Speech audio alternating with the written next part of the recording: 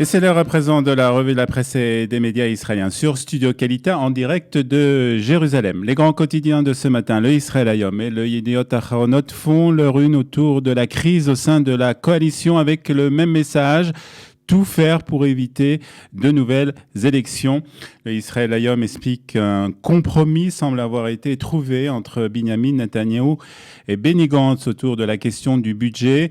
Tzvi Hausner et Yoaz Handel ont déposé un projet de loi permettant de repousser de quelques semaines la date limite de la validation du budget par la Knesset. Ce projet de loi, qui devrait être voté en première lecture mercredi, permettra de donner un sursis à ce gouvernement jusqu'au prochain coup bas de Binyamin Netanyahou. C'est ce qu'explique ce matin Sima Kadmon dans le Yediot Aharonot.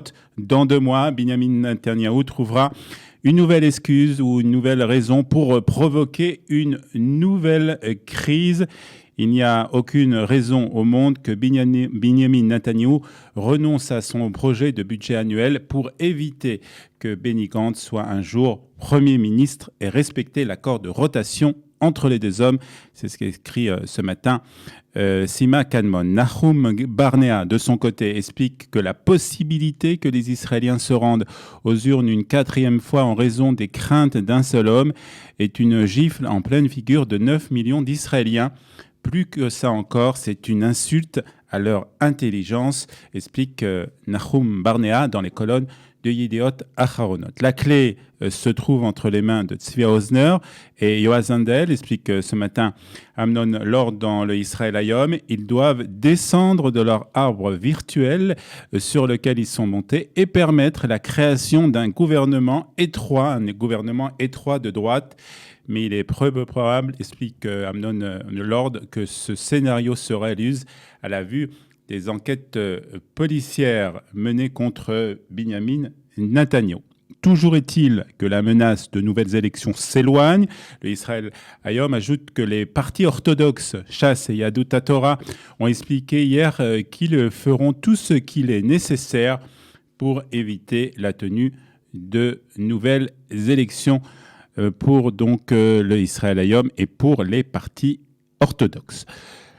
Le Maariv nous explique dans un autre sujet que Binyamin Netanyahou a rencontré hier les représentants du monde du spectacle qui ont demandé au Premier ministre d'intervenir sans attendre pour l'ouverture des salles de spectacle et des théâtres et de permettre la reprise des représentations. Parmi les représentants du monde du spectacle, il y avait l'acteur Shalom Assayag, le chanteur Idan Abeni et Ivry Lider et Noam Segal, qui est le directeur du théâtre Abima. À Tel Aviv, Binyamin Netanyahou a annoncé qu'il avait autorisé, en concertation avec le ministre de la Santé et le ministre de la Culture, la possibilité d'organiser des représentations en plein air par groupe de 20 personnes, c'est-à-dire des capsules de 20 personnes, mais bien entendu des représentations, donc comme je vous l'ai dit, en plein air. Binyamin Netanyahou a promis qu'une solution pour les théâtres fermés sera proposée d'ici le 1er septembre. Noam Segal est sorti de cette rencontre avec des sentiments mélangés, déclare-t-il ce matin dans le Yediot Aharonot. Les solutions proposées ne sont pas parfaites, mais il y a une certaine avancée.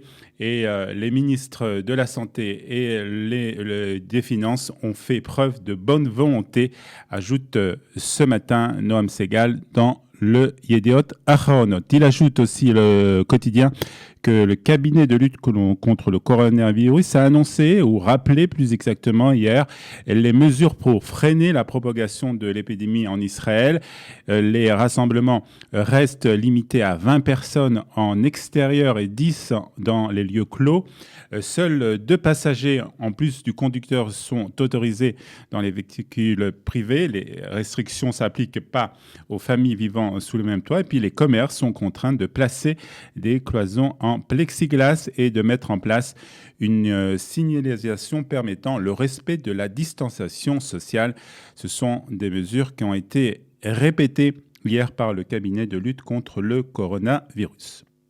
Le Haaretz nous apprend que l'armée israélienne a riposté hier soir au lancer de ballons explosifs qui sont intervenus un peu plus tôt dans la journée depuis la bande de Gaza en direction du territoire israélien en visant des postes d'observation du mouvement Hamas dans le nord de la bande de Gaza.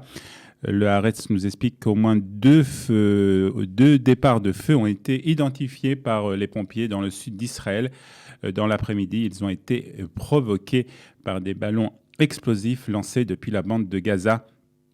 Les incendies se sont déclarés dans le conseil régional d'Escol. Et nous terminons cette revue de la presse par le Yediot Aharonot et Myriam Peretz ce matin, à qui les responsables du Shabak ont annoncé que le terroriste qui avait abattu son fils, Eliras Peretz, il y a 10 ans, avait été arrêté. Je n'ai aucun sentiment de joie, simplement un sentiment de justice, déclare Myriam Peretz ce matin au Yediot Aharonot.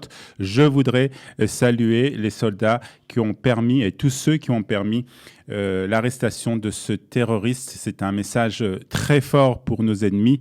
Le message est que 10 ans ou même 20 ans après, Israël arrivera toujours à vous, a ajouté Myriam Peretz au Yediot Aharonot, et c'est ainsi que se termine ce matin la revue de la presse et des médias israéliens sur Studio Kalita.